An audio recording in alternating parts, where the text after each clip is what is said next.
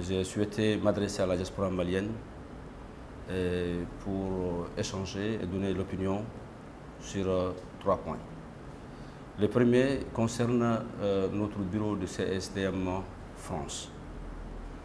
Nous avons constaté depuis quelques semaines de publications sur les réseaux sociaux en donnant mandat à des personnes pour installer des bureaux en Europe.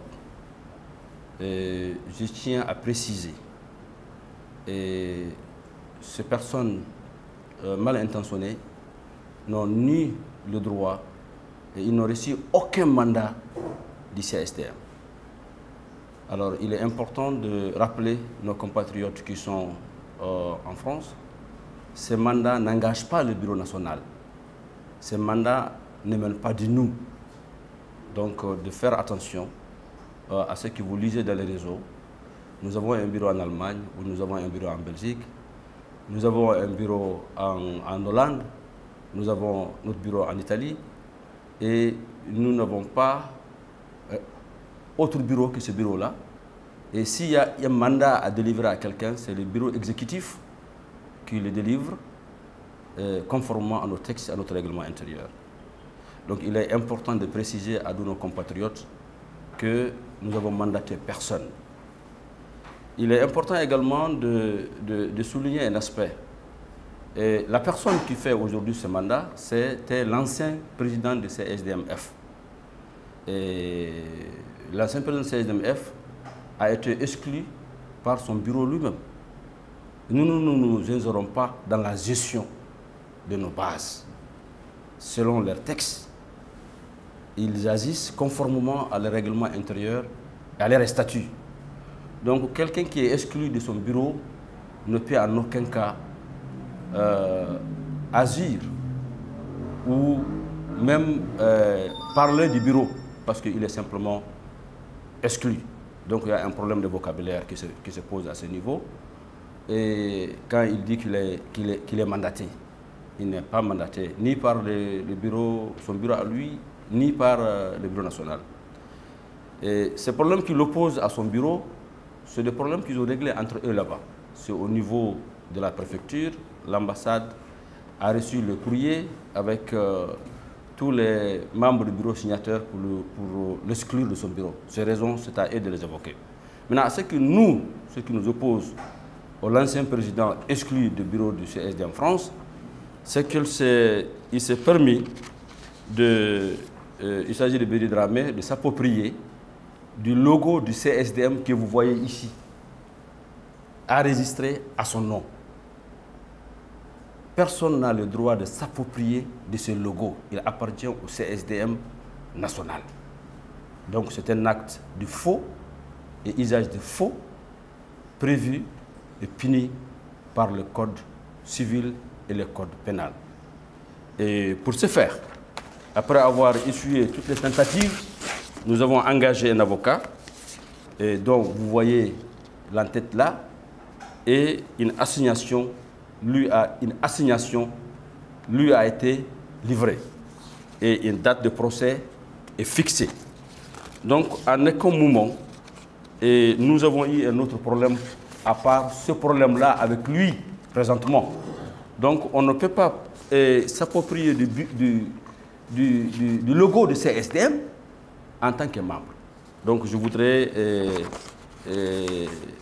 éclaircir ce point, parce que depuis un certain moment, nous voyons dans les réseaux sociaux des mandats au nom du CSDM.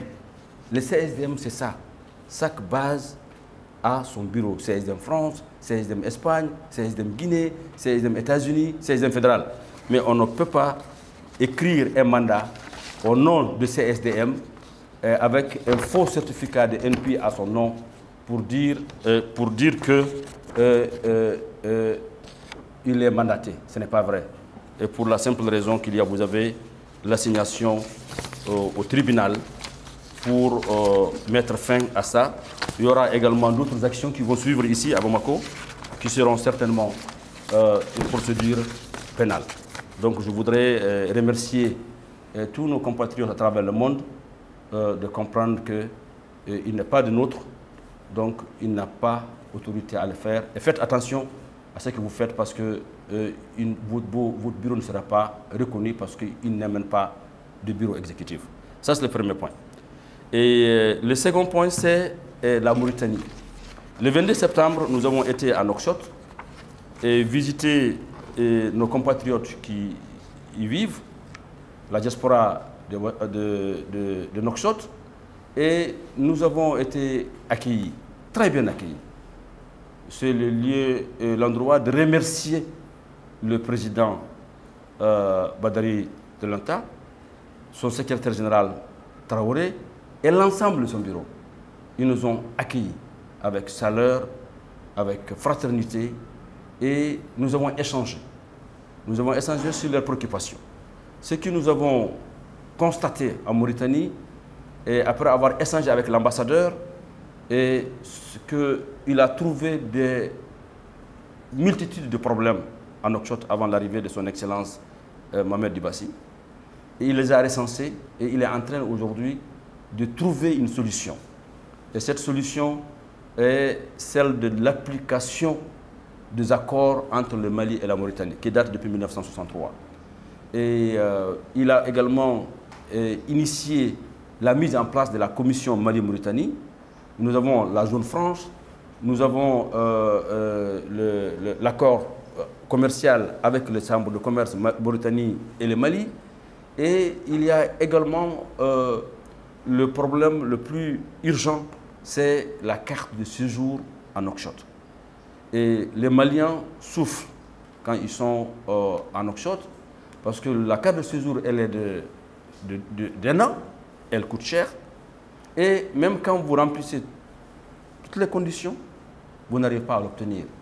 Donc le travail qu'il est en train de faire, c'est l'application au moins de cet accord, à défaut que les Maliens vivant en Mauritanie soient exemptés de carte de séjour. Parce que les Mauritaniens qui vivent chez nous ici, on ne leur demande pas de carte de séjour.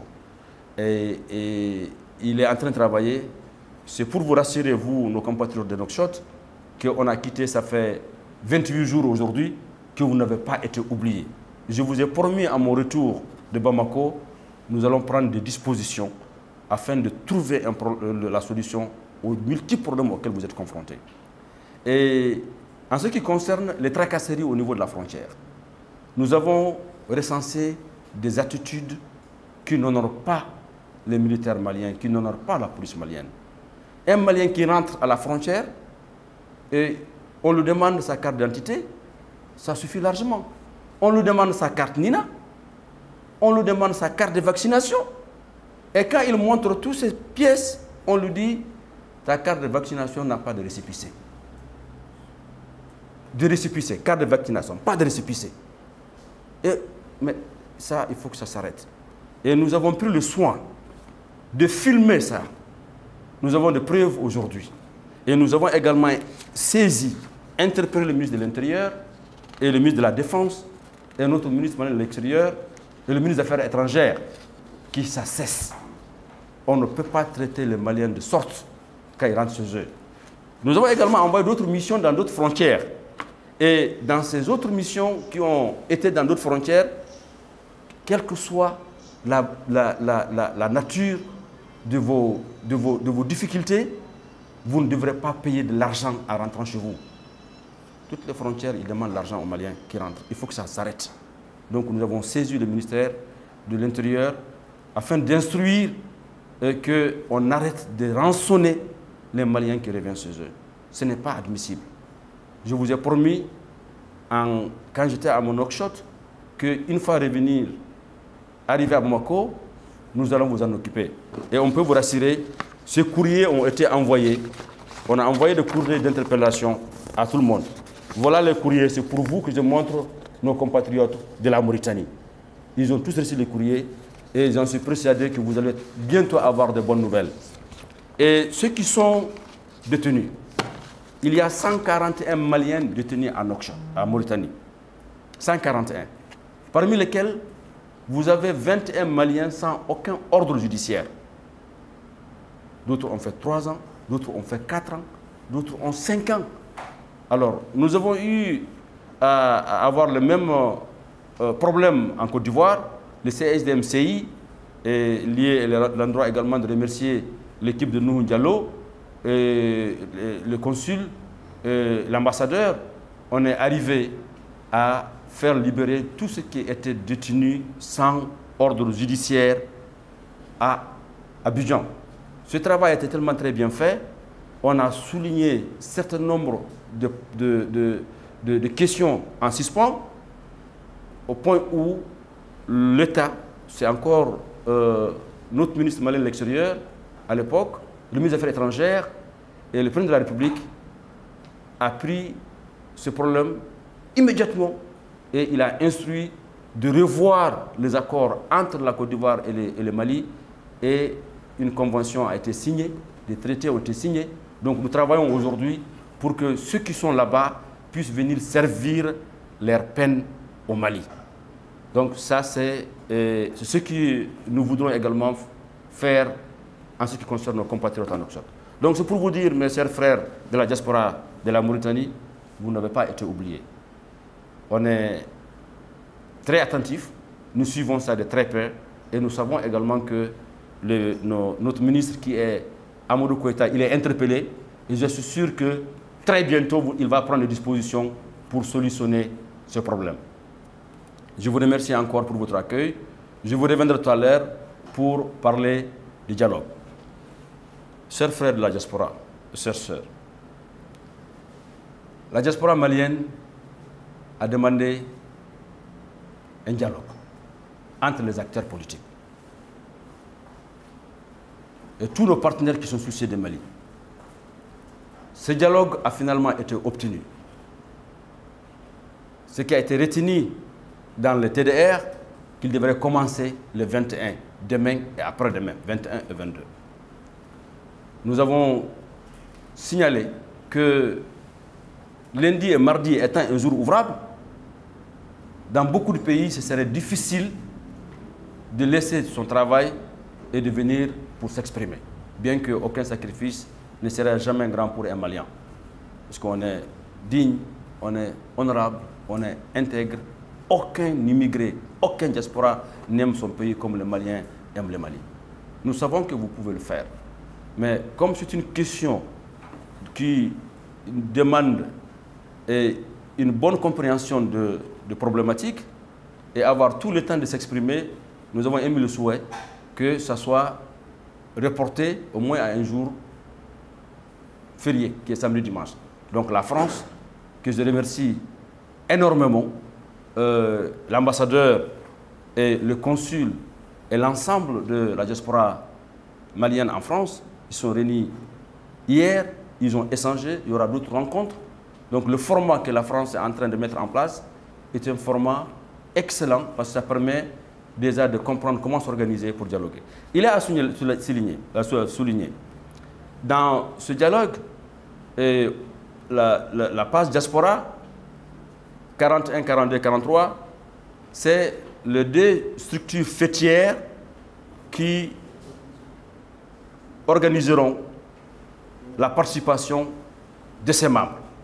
Et ceux qui ne sont pas ni dans le Haut Conseil et ni dans le CSDM, et le consulat et l'ambassadeur se rassureront de leur participation. C'est eux qui vont nous aider dans la logistique, mais c'est nous qui allons faire notre dialogue. Donc je vous demande à tous de participer massivement et vous exprimer. Ce dialogue est un sens pour le Mali. Et je dirais également que c'est le moment également que le CSDM et le Haut Conseil démontrent un souci commun de se donner la main, de s'entraider afin que nos membres puissent comprendre qu'il n'y a absolument pas de différence entre nous. Nous voulons tous le bonheur de nos compatriotes. Nous voulons nous exprimer à leur nom. Et pour ce faire, il faudrait qu'on parle le même langage, qu'on se concerte et qu'on montre un exemple aux autres. Donc nous donnons la main à tous les 24 ambassades et consulats retenus dans ce dialogue, la main à tous les membres du conseil de base de travailler avec cordialité et respect, mettre le Mali devant pour que ce dialogue que nous avons demandé soit un dialogue réussi. Nous n'avons pas autre solution que de dialoguer. Il est important de comprendre, ce n'est pas une négociation, c'est un dialogue. Quand on dit dialogue, ça veut dire que c'est un consensus. Venez dialoguer et obtenons un consensus pour le Mali. C'est de ça qu'il s'agit. Nous sommes également conscients que l'opposition qui ne veut pas participer à ce dialogue, parce qu'ils ont fait des revendications le jour même, le dernier jour de validation TDR, ce qu'ils disent, c'est correct. Ce qu'ils disent, c'est cohérent. Leurs argumentaires sont percutants. Nous disons ce format de dialogue, il doit être comme ils l'ont demandé, c'est l'opposition, c'est la majorité et la société civile. À cet effet, le CSDM a écrit une lettre au président de la République pour lui demander de repousser le dialogue final à Bamako.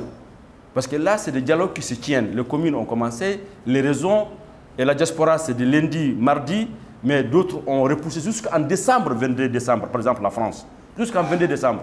Alors, nous estimons que l'appel de CSDM au président de la République pour repousser le dialogue final à Bamako a été entendu.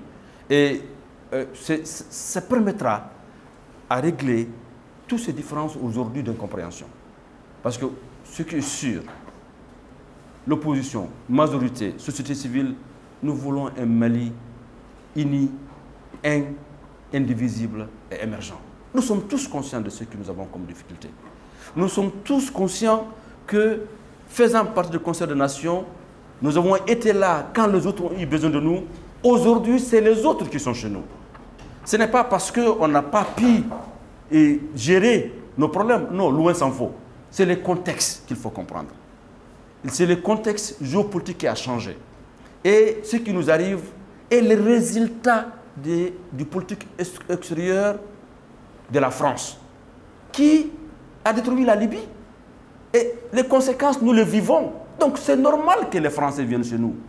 Et c'est normal que les autres pays, certainement beaucoup d'entre vous n'ont pas connu ECOMOG, la guerre de Libéria et de Sierra Leone. Il y avait combien de milliers de soldats maliens qui étaient? Il y avait 53 000 soldats africains le jour où on libérait Paris. On n'en parle plus. Combien des Africains sont morts? Donc c'est normal que les gens viennent chez nous pour nous aider dans nos difficultés. Mais également, il est normal que vous, Maliens, de quelque bord que vous vous trouvez, vous comprenez que ceux qui viennent, c'est des pères, c'est des frères, c'est des sœurs, c'est des cousins, d'autres personnes qui sont venues.